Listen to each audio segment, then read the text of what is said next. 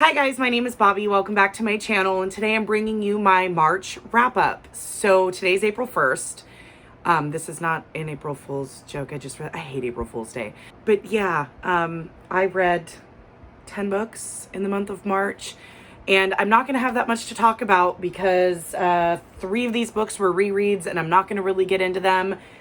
And the rest, well, 3 more were sequels, so I can't really tell you all that much. And then the rest is when I went back down into the smut den hole. So hopefully I can make this a quick wrap up. We'll see. But it was a weird month. So in the month of March, I started out kind of feeling slumpy. I had a hard time deciding what I wanted to read. Again, I've been listening all on audio and I haven't read anything physically in months, which is fine. But I was struggling to figure out what I wanted to pick up. And the end of February was a really shitty time for me in my personal life. And that stress is still ongoing, but it hit right then. And so didn't want to read. Nothing appealed to me because when I'm stressed out like that, I can't focus to read. And so I was really struggling. So because of that, I just didn't know what to pick up. And so I decided that I was going to reread something that, just a favorite, something that was like a comfort read where I didn't really have to pay that much attention. I could just listen. And so that's what I did. But first off, before I get into all of the books, I started using Cawpile in March. So I went back to January and filled in all of my books and stuff. And I really, really love it. Cawpile is a rating system that's made by G over at Book Roast. I will link her in the description. That girl, so she's the one that makes the magical readathon. I think it's called Aurelium now. But the creativity and the amount of work she puts in. And so she makes this rating system called Cawpile, which is really cool. It's a Google spreadsheet. So if you have Google Docs, you just save a copy for yourself and then you can edit it and add all of your shit. But it tracks everything. So, you can hide columns and stuff for stuff you don't want to track. The only one I've hid was publisher because I don't really care what the publishers are that I read from. But you just put the title of the book, the artist, the date it was released, how many pages it was. Did you listen to it on audio, read it on Kindle, physically? How did you source the book? Was it gifted? Do you own it? Was it from the library? It's really cool. And then she even has it all spread out. Does it have diversity in it? Does it have LGBTQ rep in it? Is it written by a man or a woman or a non-binary person, or is that unknown? Is it written by a person of color? It's really cool. And then it gives you all these graphs of your reading for each month that shows how many pages you read, how many audiobook hours you listened to. I love it. And the rating system is really cool because you rate everything on a scale of 1 to 10. So it's, it's characters, atmosphere, writing, plot, intrigue, logic, and enjoyment. And so you just rate it on a scale of 1 to 10. And then right below or right after that, it'll average those scores to give you a star rating. So then you can go on Goodreads and star rate it. So something that you think might have been a 4 might have actually been a 3 based on how you rate it into Cawpile. Most of the ones that I did were pretty right on. There's a couple I had to lower my ratings for after putting it in. So that could be partially me sitting on it for a while and partially I just thought I didn't like it as much as I thought I did. So with all that to say, the amount of pages I read in March was 4,976 pages. I have never tracked my pages before, but I can almost guarantee that's the most fucking pages I've ever read in a month ever. And it's because all of these books were fucking massively chunky and one is almost 1,000 pages. So let's get into them because I can't really talk about much. Some I might spoil, especially when I get to the series that I finished. But we'll see. Let's get into it. Okay, so the first thing I did in the month of March is I reread A Court of Thorns and Roses, A Court of Mist and Fury, and A Court of Wings and Ruin. This is the main trilogy of the Acotar Trilogy by Sarah J. Maas. I read these all in a week in July of 2020 or 2021. I have a vlog about it. I'm not going to link it because it's buried deep and I'm lazy. But Becca from Back in the Books she didn't force me. She was trying to convince me to read them because I had kind of given up on Sarah J. Maas. And so I binge read these in a week while I was on vacation and I absolutely loved them. So I decided to do a comfort read. So I reread these all on audio And there are so many things I noticed on the second read through that I didn't notice in the first. There was a lot of foreshadowing that I'd missed. There was, I have changed my opinion on a couple of characters. It was interesting to reread those. So I gave them all the same ratings. 4 stars, 5 stars, and I think this is like 3.5. I think it worked out to in Caw Pile, I believe. But yeah, they're all the same. Still really enjoyed them. Still my favorite Sarah J. Maas series. And that's pretty much all I'm going to say. These were great. It was a good reread. Now we'll move on to the next part, which was I finally finished House of Sky and Breath by Sarah J. Maas. This is book 2 in the Crescent City series. I hated this book.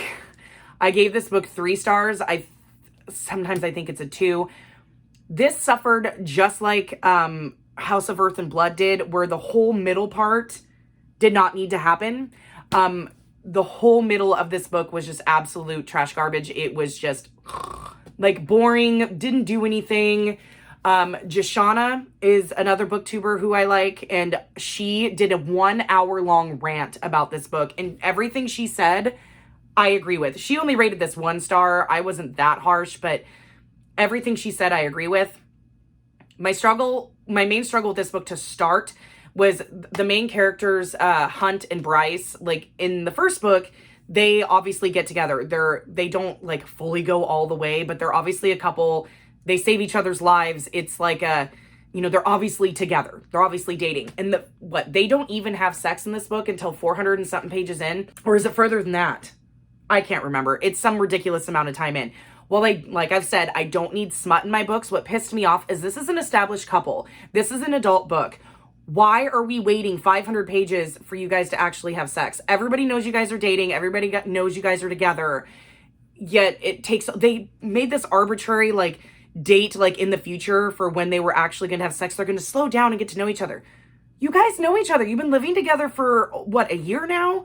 You saved each other's lives. You've been through some shit. I understand wanting to get to know each other without all this crazy shit going on, but this is also Sarah J. Maas book, so crazy shit's always going on. And it pissed me off because it's okay, you guys are adults. You guys are together. And it doesn't go with Bryce's character. Bryce in the first book is very empowered, kind of not necessarily a badass, but she's very empowered. She sleeps with whoever she wants to. In the first book, she slept with some random guy in a bathroom, and people gave her shit for it and slut shamed her and stuff like that. And she's pretty much fuck you, I'm an adult, I can do whatever I want. Yet, so that's okay, and you can have sex with random people, and it's unattached, and it's totally fine. But then you're dating somebody who you really, really care about, and all of a sudden you don't want to have sex. It's just weird. It was forced tension that didn't need to be there. We don't need this tension and this pining. That's what was book 1 was for before they got together. They're together now. We don't need this forced angst and this forced pining. It just didn't make sense, and it infuriated me. There's a whole bunch of side subplots that didn't make sense and didn't necessarily need to be there, that were kind of talked about and then forgotten. I didn't like Therion's perspective. It was just why? Are you coming in later in the books? And I like Rune. Rune was probably one of my favorite characters, but he still bothered me a lot. And the ending, I fucking hated the ending. Absolutely hate it. I'm an unpopular opinion. I hated the ending. Okay, so now I'm going to talk spoilers, actual spoilers about the ending, because I feel like I need to get it out and my feelings, because talking to my friends about it on sprints and stuff like that, we always have to spoiler tag it and talk in code kind of so that people who haven't read it won't know. So I'm going to talk spoilers now for the end of this book. So if you don't want to hear spoilers, wait until I put the book down. Okay, so the ending of this book, Bryce falls through this portal, and it's clear that she's falling through worlds, just spoilers for Throne of Glass, just like Aelin does for 10 seconds in Kingdom of Ash. And she ends up in, why can't I think of the name? In the Acotar world. I can't remember the name of the world. Prythian? She ends up in Prythian. So it's very clear. Rhysand is the only one that says his name. It's very clear from looking. Feyre's there, Rhysand's there. And I believe Cassian and Azriel are there as well. But, she's talking in this ancient Fey language that Rhys understands, but Feyre and a couple of the others don't. And he says, my name is Rhysand. And the way she describes him, you can tell where she's at. So obviously this is a crossover. We knew a crossover was coming. We know the worlds are connected. SJM has said that multiple times. What pissed me off is that it's in the Acotar world. Okay, so the next book in all of the books she's putting out is going to be Crescent City 3. So, and Crescent City is only supposed to be a trilogy, so this is supposed to wrap this up. What I don't like is the implications of this. I'm going to read book 3 to see how she takes it, but the gut feeling I felt right off the bat is this is jumping the shark, this is a cop-out. Can you not write a series after Acotar that does not involve Rhysand and Feyre? Like, are you so hung up on them? Are they just such your favorite couple and like favorite characters that you can't write a new series? And this is an adult one where you can involve them. It's kind of frustrating because it's like, what, you need Rhysand to come in and save the day? I know they've got shit going on in their world also because we have 4 books in that world so far. And so we know there's stuff going on. And we knew these were all going to tie together. But why? Why now? Why couldn't it have been at the end of like book 3 or something like that? For me, I'm worried that this makes it so Crescent City can't stand on its own. Like she wrote herself into a corner and the only way out was to do the tie-in now. And it kind of worries me because, you know, Crescent City could have been great. We didn't need, you know, Rhysand and the crew to come in at the very end and like now possibly you're going to have to save the day. Like, I don't know. I don't like it. I kind of hate it. I just hate it. I really hate it. So I'm going to read book 3 because I want to see how it goes. But yeah, I didn't like this one. It's like 2.5, 3 stars. I was really, really disappointed, and especially how fat it was and how much time it took me. I had to really push myself through this. And so yeah, I'll read book 3, but I really did not like that ending. Okay, next is more Sarah J. Maas, because as you can see, there was a trend. I kind of made it Maas March. So after reading that shit pile, I decided that I was going to finish the Throne of Glass series because I reread Acotar. I was happy with that. So I'm like, let's just keep the Sarah J. Maas train going. And now I have officially read all of the Sarah J. Maas except for one book because I skipped it, and I will explain that here in a minute. So where I left off was Empire Storm. So I read this. I gave this 4 stars. I think this by far is my favorite in the Throne of Glass series. This is book 5. Can't really say much about it, because it is book 5 in a series, but this is by far my favorite. A lot of action happens. A lot of things come together. Manon is still my favorite. I think through the entire series, like Manon is queen. Like I would take a whole series just with Manon. She's my favorite throughout this entire series, but I really liked Empire Storms. I understand why it's everybody's favorite. And it's definitely my favorite, but I have not given anything in this series more than 4 stars. And this was definitely a high 4 star. After that comes Tower of Dawn, which is book 6. I skipped it. I did not read it, and I'm never going to. So Tower of Dawn takes place at the exact same time Empire Storms does, but it only focuses on Chaol and Nesryn. This book has everybody else in it. This has Aelin and Rowan, and this is where you get Elide and Lorcan. It's got pretty much every other single character in Throne of Glass is in this book, except for Chaol and Nesryn, who are off in another part of the world, and Chaol is trying to heal from his injuries and get treatment and stuff like that. And I could not think about putting myself through 600 and something pages of just a Chaol book. So I'd heard from other people and like looked it up. Tower of Dawn was just supposed to be a novella that to coincide with Empire Storms. And then she, you know, her editors just let her go fucking crazy and she made it into a 600-page book. So I decided not to read it. Instead, I read a recap, and there was only one important piece of information that you get in Tower of Dawn that you need before Kingdom of Ash. So I'm like, I'm not going to waste my time. So I did not read Tower of Dawn, nor will I ever. But then I jumped right into Kingdom of Ash, that's about right. Kingdom of Ash, which is a 980-page behemoth of a book. I gave this one 2.5 stars, 3 stars. I hated it. Not hated, I really severely disliked it. So my problem with this book is this is the ending to the series. This is a 7-book series.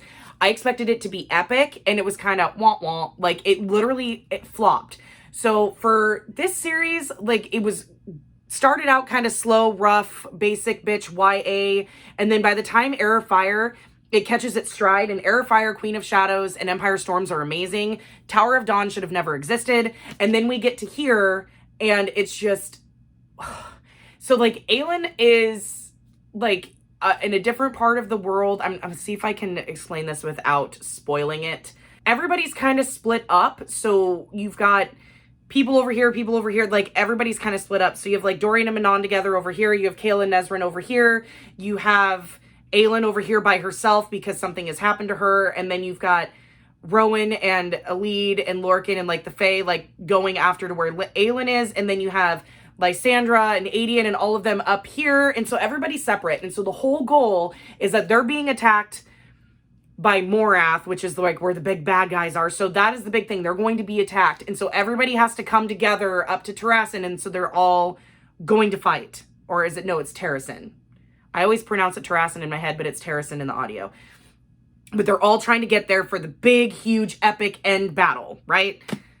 It takes Aelin, who is the main character, 700 pages to get to where she needs to be. 700 fucking pages. And it infuriated me. So much that could have been cut out. We didn't need to be wandering around the worlds forever. And by the time she gets there, it's like, blink and it's over. Like, I'm like, really? Like, and everybody in that area had been fighting and dying for so many pages. And it's like, they're just waiting on her and it takes her 40 million years to fucking get there. And it infuriated me. Said, why is this book 1,000 pages long? You could have cut out 400 pages of them meandering, doing nothing, and added more action into it, or made her get there fucking faster. I mean, also, like, mini spoiler, there isn't really any major deaths that made me go, oh, that's sad. Like, pretty much everybody survives. So, I mean, that's Sarah J. Maas thing. She doesn't like killing her people. I mean, that's not a shock. But, I mean, there are a couple of deaths, but they were just kind of like, okay. Like, it didn't bother me. It didn't make me upset or sad or like, oh my God, I can't believe they're gone. It was just frustrating. It was so fucking frustrating. Like, I can't. Like, and I was so disappointed. Like, I was looking forward to this. I'm like, okay, big, epic ending. No. Big old, like, sat down, took a squat, took a shit, and, like, moved it around a little bit, and we kind of made it work. Which is just disappointing, because those middle 3 books were so good, and then this is how it ends? Really? Like, okay. All right. It was lame. It was lame, like 3 stars. And it took me 5 days to get through it, and it was such a slog. And I was listening on audio and I was just bored. I'm like, when are we going to get to anything? I ramped it up to like 2.5 speed just to like almost like skimming, just to get to like the good shit. It was just frustrating as hell. But yeah, now I am officially finished with everything Sarah J. Maas. I have read all of her books except for Tower of Dawn, which I will not read. So that's how I spent March. And then after that, I decided I needed to read something else. So I started the Ice Planet Barbarian series, and I blame Mel Ryan Cassidy for this. Yeah, it was on a live sprint, and I was live with them, and I was like, okay, well, since you're going to make Rachel read it, I guess I'll just download it and read it. And all of the audiobooks are on Scribd and Hoopla. Sorry if the angle changed. My camera died, so we'll see how this goes. Anyways, Ice Planet Barbarians. So, I was forced. Well, I wasn't forced. I just decided, I'm like, fuck it. If Rachel's gonna do it, then I'll do it. And the audiobooks are really short. I mean, these books are barely more than novellas. I think they're like 188 to like 250 pages. And I can listen to one in one sitting. It like takes 2 hours, maybe on 2 times speed to listen to one. And so Ice Planet Barbarians is by Ruby Dixon. I'll put a picture of the first one up. Is smutty, very smutty blue alien series. I don't know how else to put that. I enjoyed it. I was kind of shocked. Rye and Mel thought that I would hate it and that they would get a rant out of me. And I liked it. Like I've given all of them 3 stars. I read the first 4 in March, and they were like back to back to back, and I really liked them. So I guess the premise, without getting into the smutty smut, the premise is like each book follows a different girl.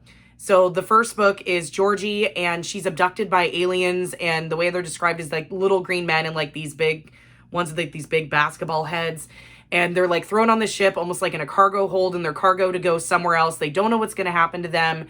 But the aliens are not very nice. There is a trigger warning for rape in the first book. God, it's like within the first 10 pages, maybe there's a rape scene. It's on page, but it's not like described in like epic detail, like, but you know what's happening, and it's done. A girl is raped in front of all the other girls. These aliens are not nice. They treat them like absolute shit. I mean, they're just cargo, and they don't know where they're going or what they're going to be used for when they get there. So they're all terrified and scared. I mean, they were ripped out of their sleep. All of them are 22 years old, and which is kind of odd. And Ruby Dixon puts at the beginning of book 1, in the Kindle version anyways, which is the original, they've just been republished like physically, and they've got new covers and stuff like that. I believe the beginning rape scene was taken out or adjusted. I'm not sure exactly. I read the original, and she did it because, you know, when she has a disclaimer at the beginning of the Kindle book that says, you know, I had just gotten done like reading or writing a whole bunch of really dark romance. And so and she explains where her headspace was when she wrote that book, because the first book was written in 2015, and then she talks about the immediate triggers that are in the first book, and they do get better. The first book is the one that's a little bit rougher, and there is a little bit of dubious consent a little bit later.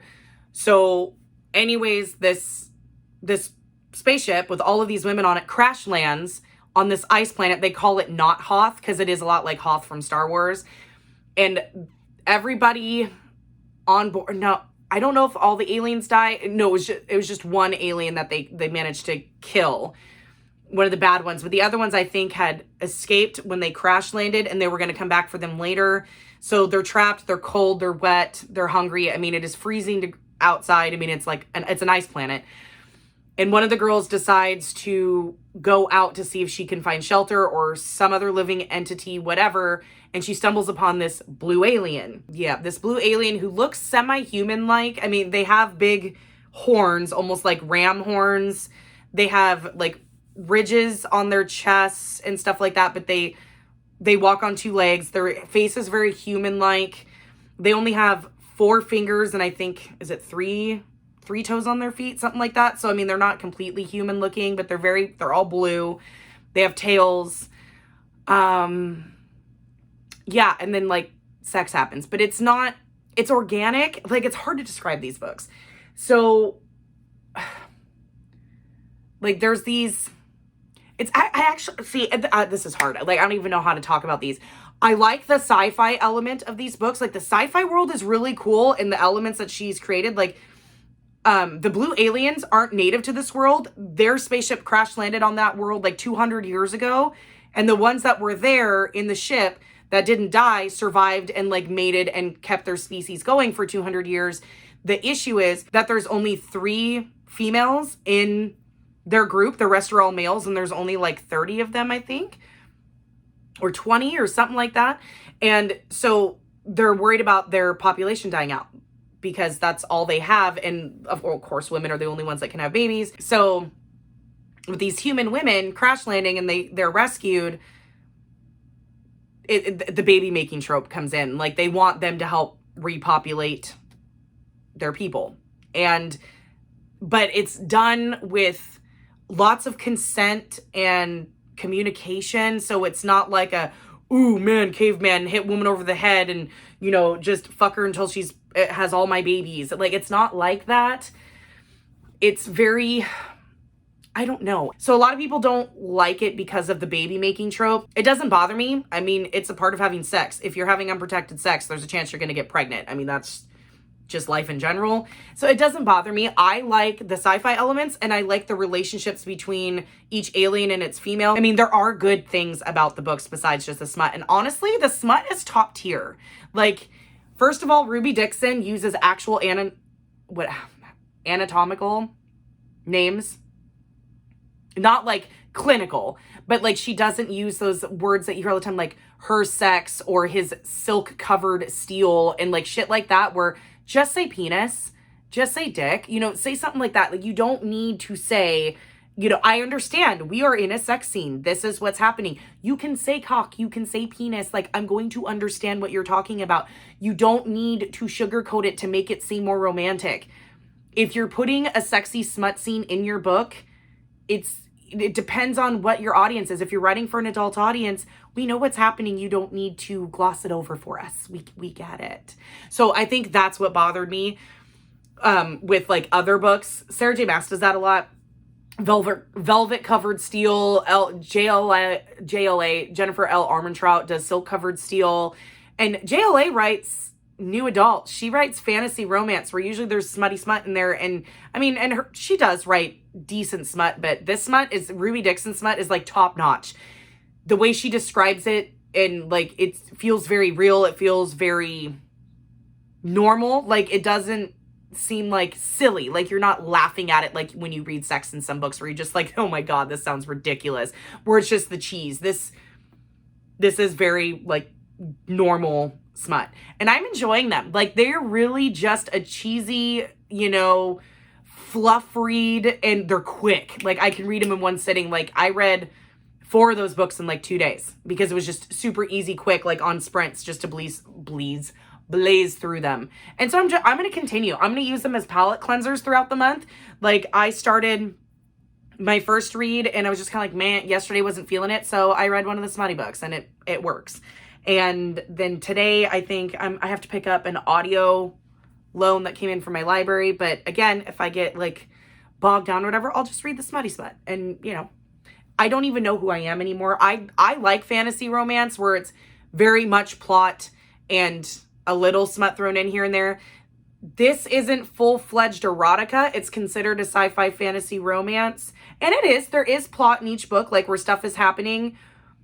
And, you know, it's kind of like an overarching plot. Like, I think it's book 3, the bad aliens come back. So, I mean, there is, you know, there is some plot. But it's mainly about these people getting together. I'm curious, because there's only 12 human women. I'm curious once they have all been mated, because there's like 19, 20 books in the series, what the other ones are about. Because there isn't going to be, is it like the next generation? Because they're all having babies? Like, what? I don't know. I'm enjoying it. No shame. With a little bit of shame, I guess. It's just kind of odd because that's not normally the kind of thing that I read very often. And I'm really enjoying them. And between Mel and Rye and Cassidy and Rachel getting me to read it, and then hearing Mara from Books Like Whoa go on about how much she loves this series and how much she loves Ruby Dixon. And I mean, I like her talks of consent. There's really good talks of consent and communication and trauma. And like, they're good. Check trigger warnings on some of them because, you know, some of them do talk about sexual assault. And I think the next book, book 6, from what I saw, it talks about like childhood trauma and stuff like that. So check trigger warnings if you're concerned or if you even want to. Like, I know most of my audience does not read smut, but I've fallen down a rabbit hole and I'm sorry. Okay, guys, that's it. That is my March wrap up. I mean, really all I read was Sarah J. Maas and Alien smut. That's it. So, and I'm hoping to do better this month because Realmathon is this month. We've already started. I've got a lot of different things, so I'll actually have more to talk about. But yeah, that's it. That's my March wrap up. Let me know what you read in the month of March. Hopefully it was more diverse than me with my Blue Alien smut and my Sarah J. Maas. Because, hey, I got almost 5,000 pages read, okay? Like, I'm happy with that, but I still feel like looking at my read stack and I'm like, all you read was 2 authors. That was it. Please let me know in the comments down below what you guys read in March. How was your reading month? I hope you had as a good of a reading month as mine. Maybe a little bit better and not so weird. But other than that, I will see you guys in the next one. Bye.